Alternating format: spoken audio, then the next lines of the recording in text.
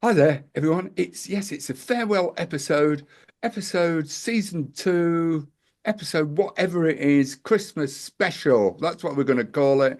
The Guest Safety Officer Christmas special. And today we're joined by the amazing, the incredibly talented Mr. Mike Kill, obviously. I, Obviously, I wasn't referring to Sick Note or Gary, as I sometimes call him, but in my capacity as Sides, I've I got called Sideshow Bob, and it's stuck because he's put it honestly as he's calls me Sideshow, and what made it worse, Mike, is Annie Chebib was on the show when he first coined this. She laughed, so that obviously encouraged him. And so I am now in his phone as Sides.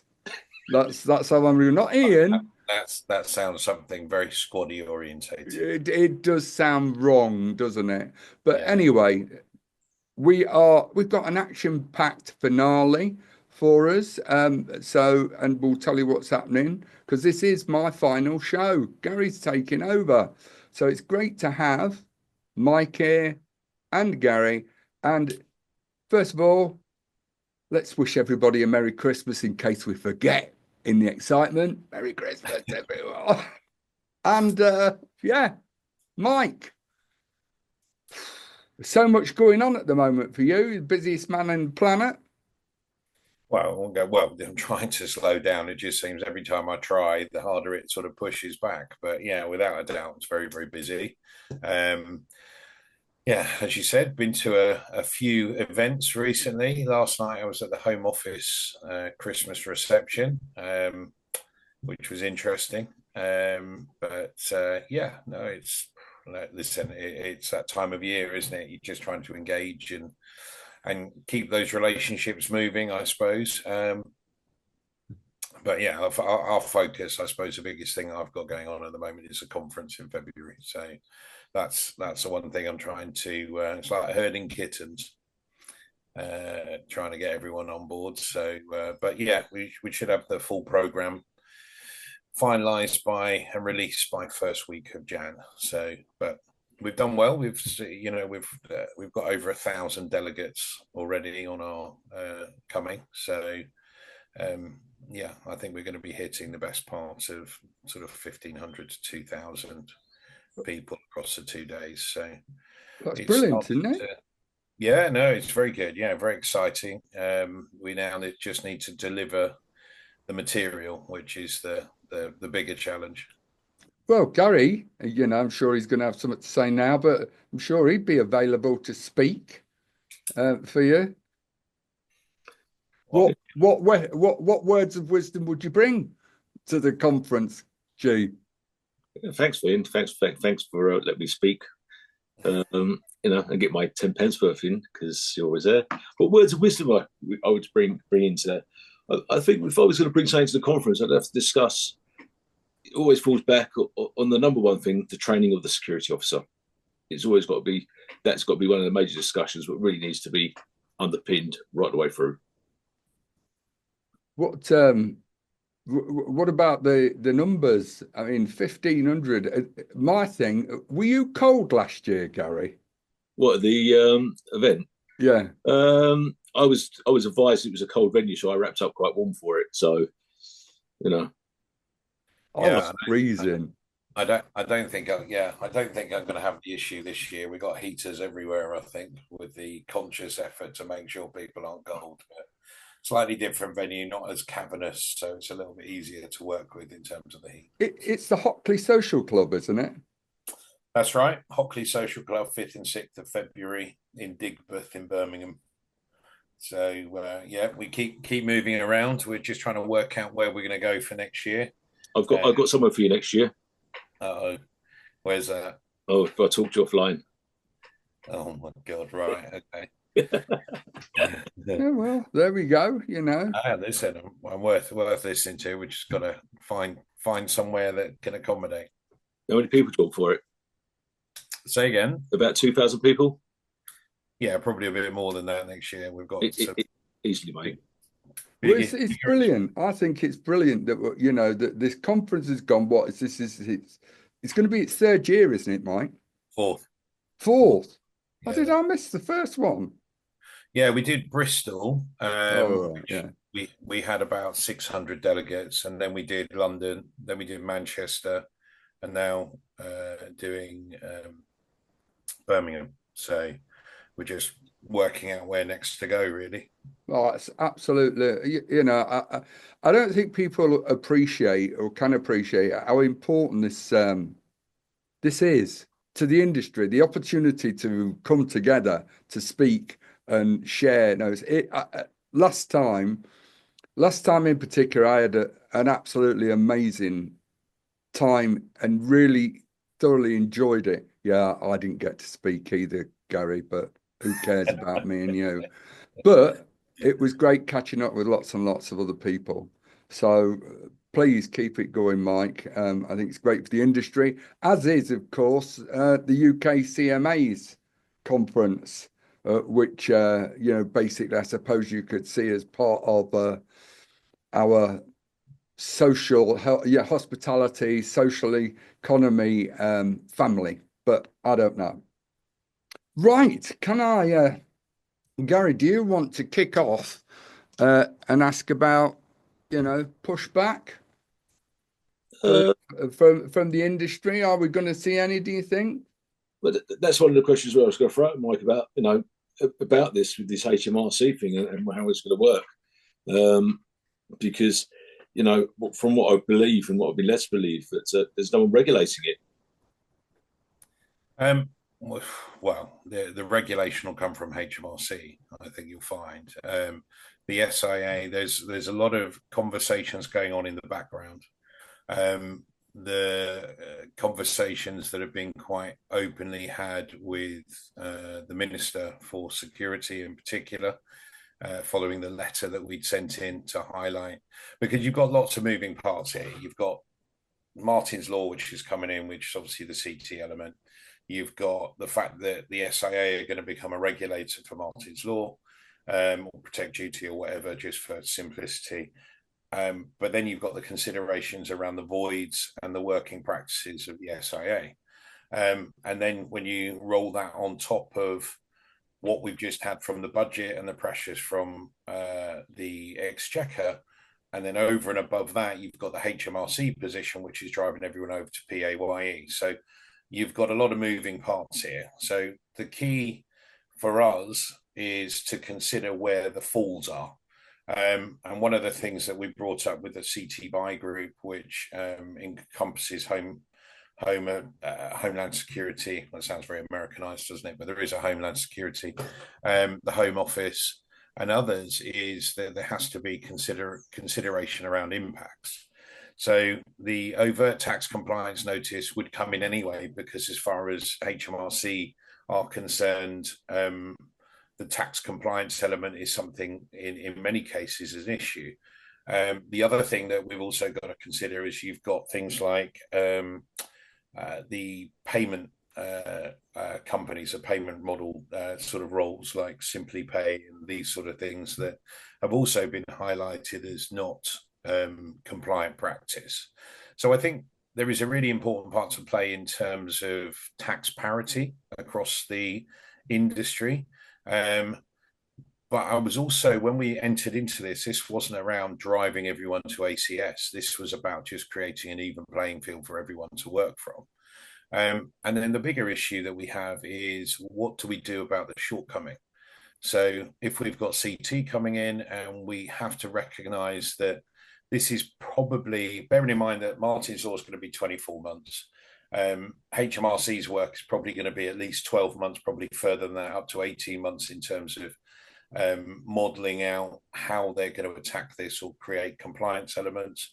And then off the back of it, what are we going to do in that period of time to drive people into the industry, to ensure that we fulfil the requirements needed by some of those sectors, particularly nighttime economy, in terms of resource levels. And that's a discussion that is happening and is being considered in terms of the impact and the leverage around counter-terrorism coverage is going to be a big part. So, we know that policing there's a shortcoming in policing. There is a shortcoming in security resource potentially on the horizon if this moves forward.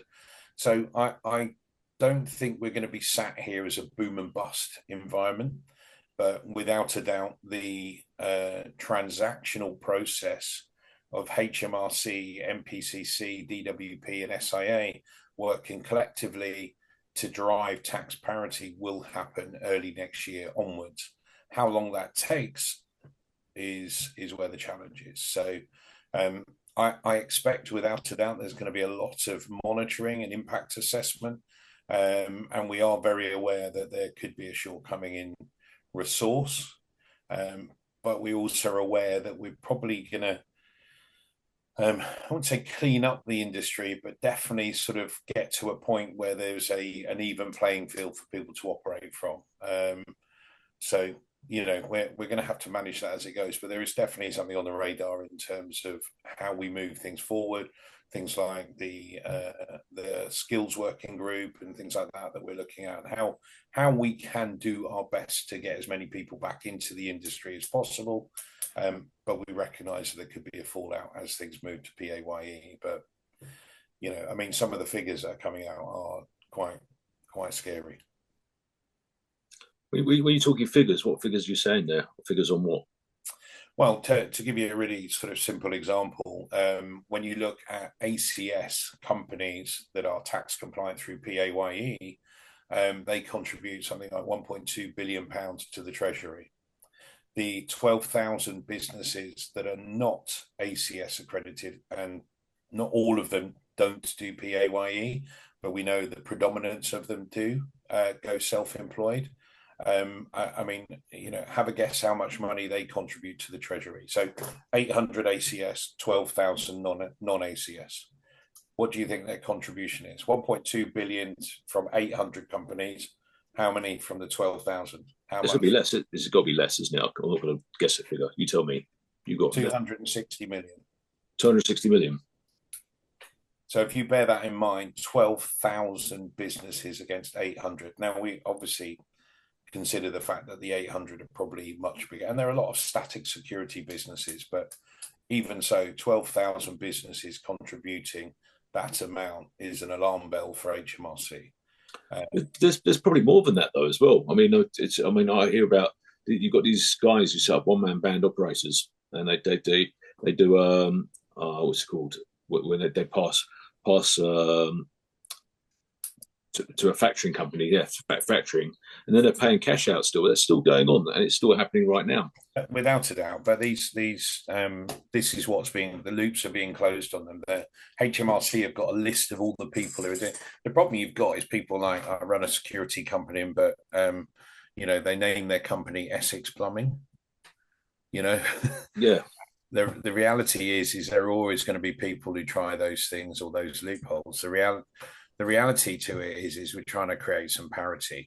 What you also have to understand, though, is now what's happening is the licensing element of this is now coming into it. So policing and licensed police and local authority policing, in terms of a licensing perspective, will be talking to local businesses to ask them what security providers they have. So if you think about all the elements, you've got HMRC looking from a company perspective and taxation. You've got DWP and the SIA looking at the individual operatives, and then you've got the MPCC dealing with the end user.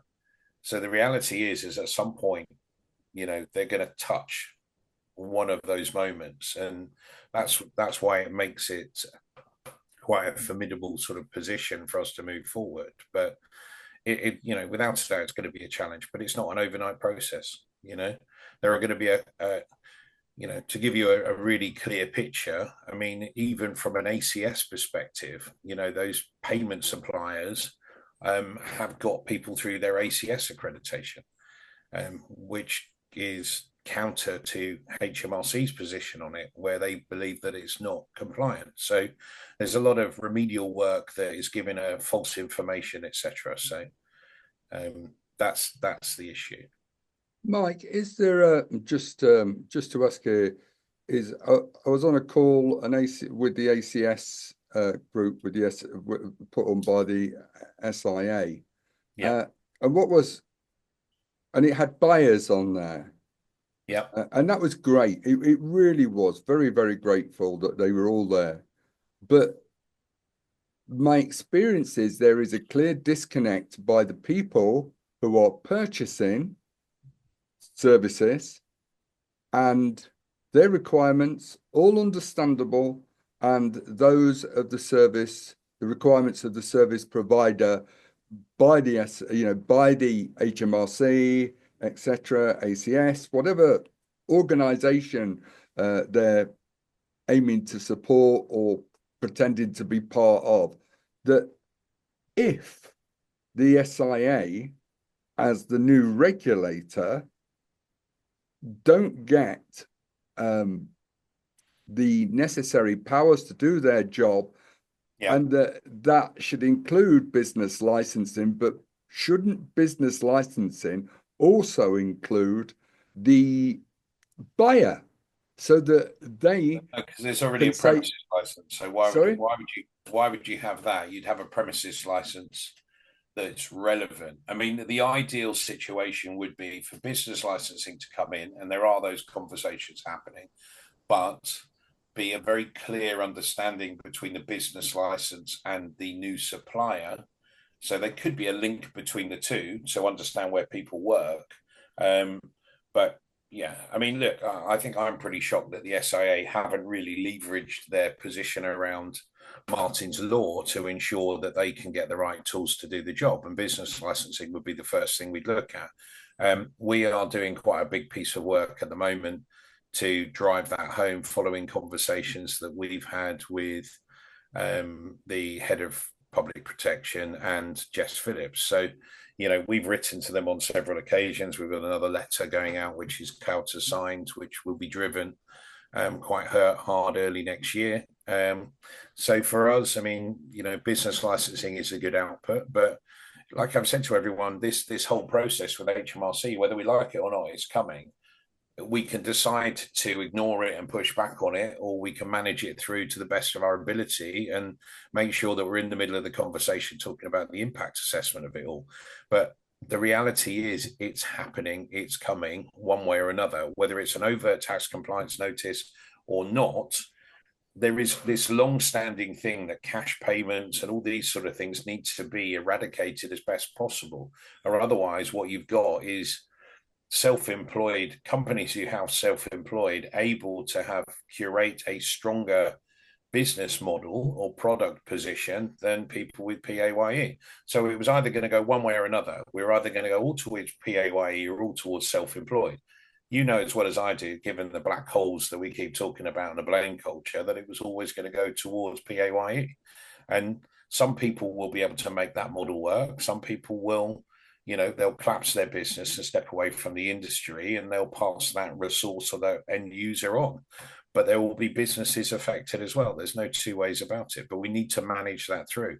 Some of the things are conditions on license, resource, is there an amnesty to get rid of those conditions? Because the reality is why are the police telling us how many security we've got to have on?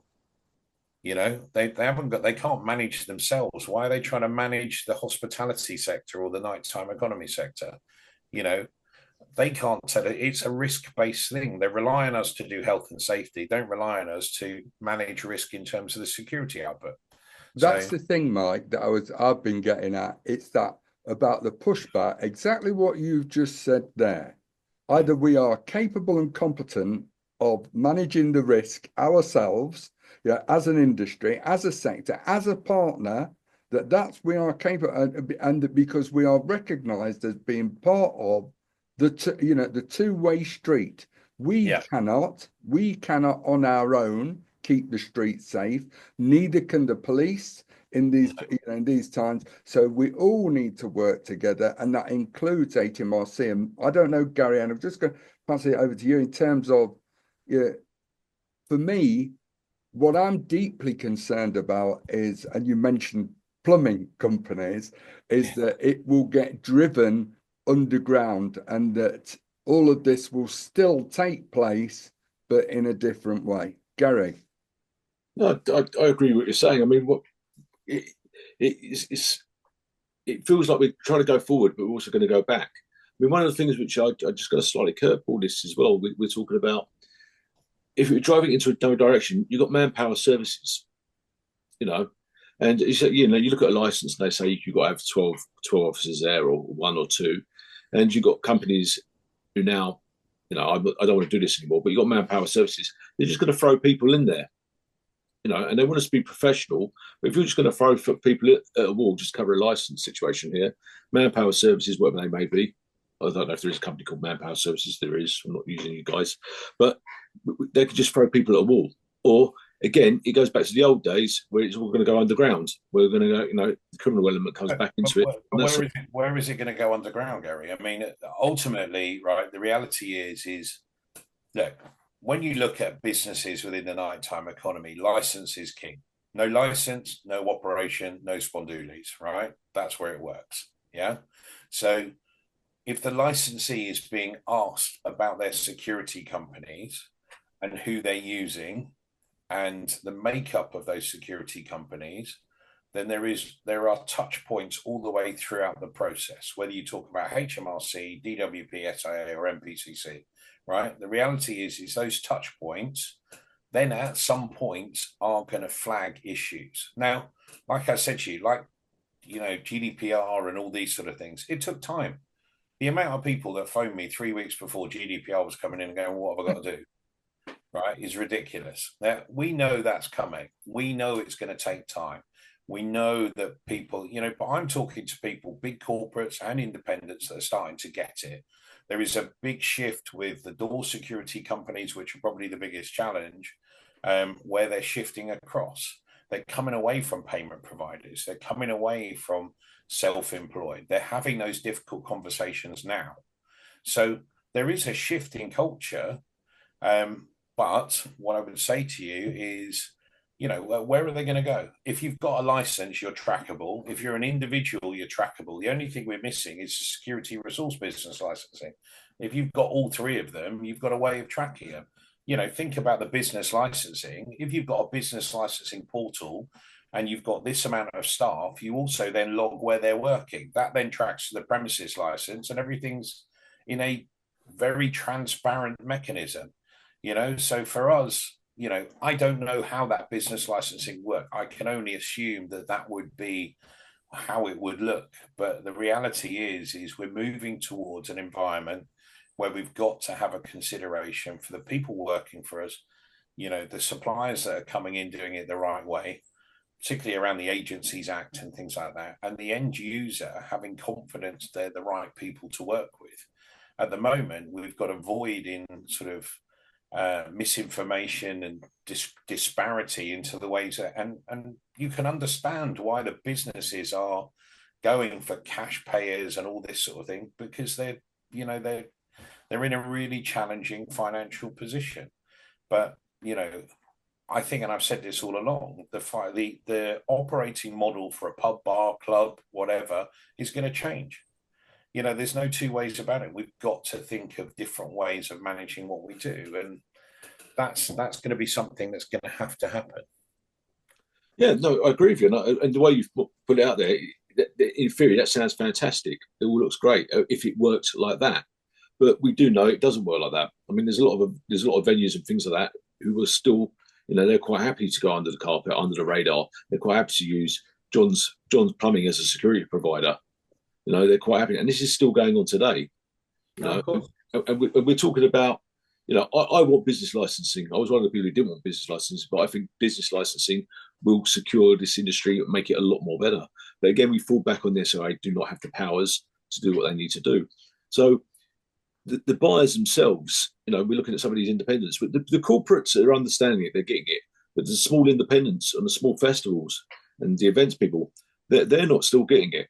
And they're still looking to go under the carpet, around the corner. Yeah, which will happen. There's no two ways about it. So you're not going to get away from the fact that people will try, right? They try and do it in broad daylight in terms of taxation, whether it's expensing or whatever you do. So the reality is that's but the situation is really for us is to create as broad a consistency in terms of tax parity as possible. So everyone's working from the same footing. Otherwise, at the moment, you've got 70% of people working off self-employed being able to offer better rates because they don't pay pensions and holiday and all that sort of thing. And what they're doing is, given the current economic constraints, they're selling it in a lot cheaper. And some of the ones that are doing PAYE are not being able to compete. So they're having to step away. That, to me, is, an inconsistency in the way that people operate. And that's reflective of the way the government has allowed it to be set up. That's why HMRC have come in and gone, we're going to go one way or another. We're going to go PAYE. Now, that's fine. As long as everyone is PAYE, then that's fine. But at the moment, there's, the discrepancy is in the fact that, it's not a fair playing field. I think that's right, though, Mike. And I just want to pick up because you said, and Gary touched, you said some absolutely wonderful, thoroughly enlightening things there. As far as I'm concerned, that's made this whole episode worth it just for what you said. I'm not kidding. That idea of what a business portal could look like, how it could think, but we definitely need business licensing for that to occur. The SIA need the necessary powers. Because we all know that HMRC have got all the powers in the world to come and investigate whoever they want, whenever they want, wherever they want. So to give the SIA at least the powers they need to be effective in the role they're being expected to play both now and in the future is critical. Of course it is. And I think they should be pushing harder for it. But the industry, we're going to make it a plight of the industry to drive it forward. So, from our perspective, it needs to come in one way or another. And, we're going to push quite hard over the course of the next couple of weeks. And I'm hoping we're going to be able to do something that's going to make a difference. So, for us, the conversations are already happening around business licensing. There is a lot of, you have to remember politically, for the course of the last few months as new government come in, a lot of the decision making and policy work has been driven around special advisors fulfilling the requirement of the minister.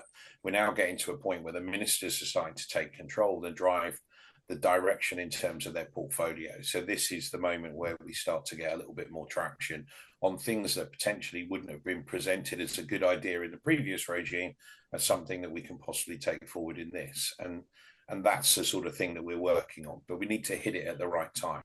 And that's part and parcel, So for us, a lot of work with the Home Office, a lot of work with the public protection side, and a huge amount of work with Jess Phillips, because at some point someone's got to recognise the voids that are presented with the SIA and how the Private Security Act is archaic, and needs to be resolved to give them the teeth that they need to do the job. If not, take them out of the circulation and give it to someone who can. That's the reality. But we've been given the SIA as a model. The SIA taken over Marty's Law. That's not something we're going to stop. So we need to make the best out of a situation to make it work for the industry, and that's what we're bartering for at the moment. Okay. I think you just hit the nail on the head on all points there, Mike. I mean, at the end of the day, if we have business licensing, the SIA can start regulating things, and if they could create that business model which you've just put up there, how it would work, that would solve a lot of problems. Well, it just makes simple sense, doesn't it? I mean, you've got a registration of business licenses. They've got an allocation of people that work for them and the badges that work underneath them, and you allocate them against a premises license. Everyone knows who worked. It's completely transparent. Yeah. It makes absolute sense. You just said it. It makes sense, and it makes sense. But we work in an industry where sense doesn't always prevail. But that would be that. I mean, on that point, I just think you've hit the nail on the head on all points. And Mike, it's just if if that could be the right way to go forward, that would be the right way to go forward. I think, bearing in mind, guys, I've just made that up while I was talking, so I haven't really thought it all the way through just yet before I get absolutely slammed for it for some reason. but Mike, you're not wrong. And you are not, and I know you're saying, oh, I've just spoken about that, on the spot, but you haven't, because I've been thinking about things like this for years. The whole industry it's just that we very rarely, and this is, I suppose, what I was getting at when I said about pushback, is we all of us know what common sense looks like on the sticker. We all know what a dodgy operator is. We all know, and this is the other side of it that I was coming back on the pushback about, is the enforcement agencies that currently exist, the tools that the government already possesses, is it's about enforcing them. If you are going to win, and you've got to enforce them on the purchasers. So if the purchaser is required to have 4 people as part of their license, or 100, or on one football stadium that that I spoke to, that I was asked to help some years ago. No longer Premier League, I can say that, but they were at the time. Is we've got to be able to turn around and say that those premises will be closed.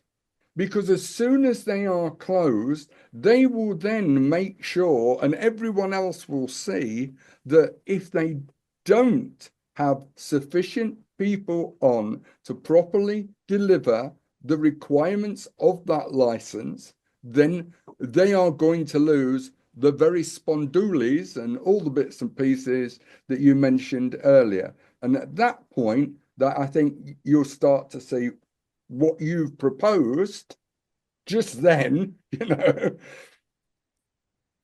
and the whole of the sector being able to work together in a more cohesive and coherent way.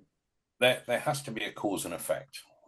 Ultimately, there has to be a reason for us to do things as an end user, similar to it as a resource, similar as an individual. So, the reality is it's there to be had. It's just got to take someone with authority to have the confidence to step forward and facilitate that position. It's not an overnight process, and there's a lot of cleaning up to do in the industry, but there's also a lot of consideration in terms of the impact assessment of changing things to that sort of more robust position. But it's like you say, business licensing can make a huge difference. And that's why we've got you, Mike. That's why you're the leader, so that we can blame you when it all goes wrong. Oh, I get blamed daily, Ian, so it's not a problem for me.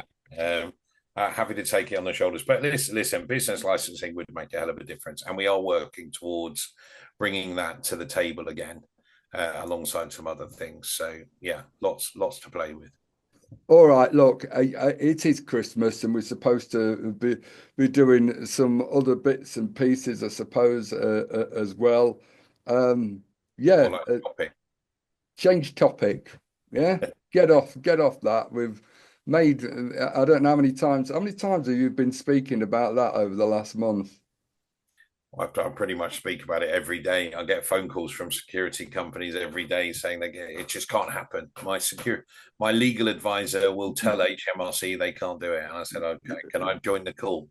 Yeah, yeah. So, yeah, it's surreal. Trust me, I literally probably get about 10 calls a week on the whole thing. Yeah, it's a very, very surreal thing that goes on when people think they can't be touched. Well, yeah, especially by what always makes me laugh is, I can understand why they might think they get away with it when it's just to do with the police. I can understand the thing, but with HMRC, no, you've got no chance.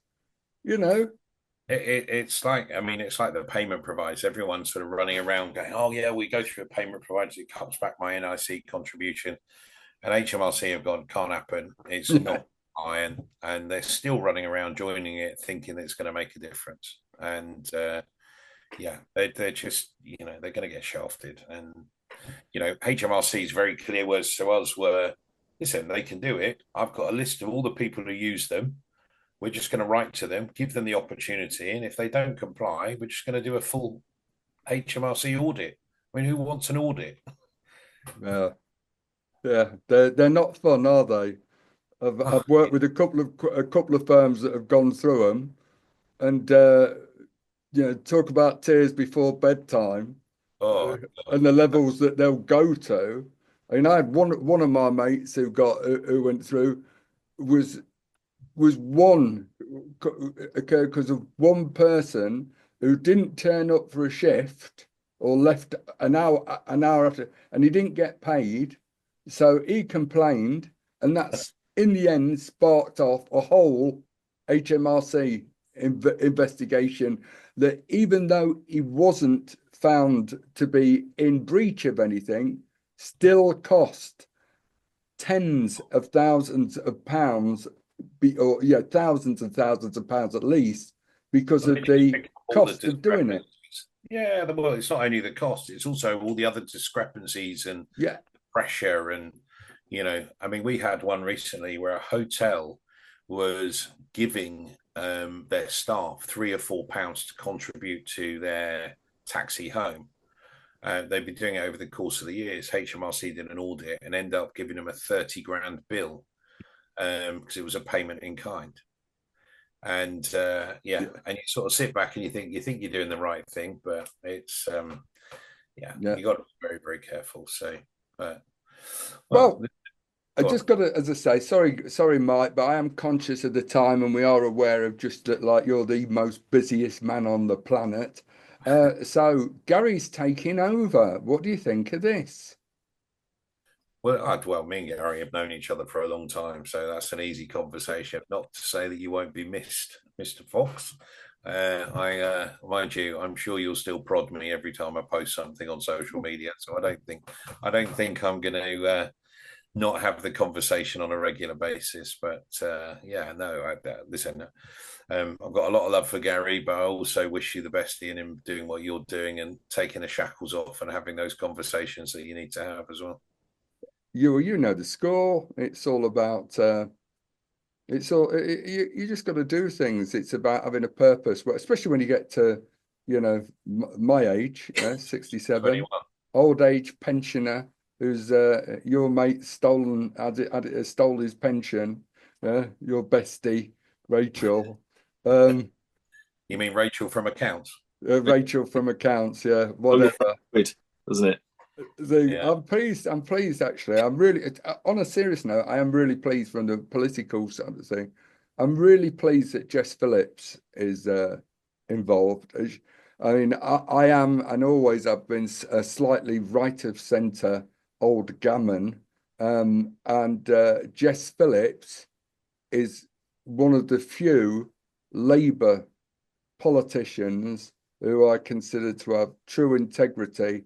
And the work that she does, in promoting violence against women and girls, as far as I'm concerned, on outstanding. Reading all the victims named out each year, it's just amazing. Anyway, Gary, what do you intend to do with the show? Quick, come on.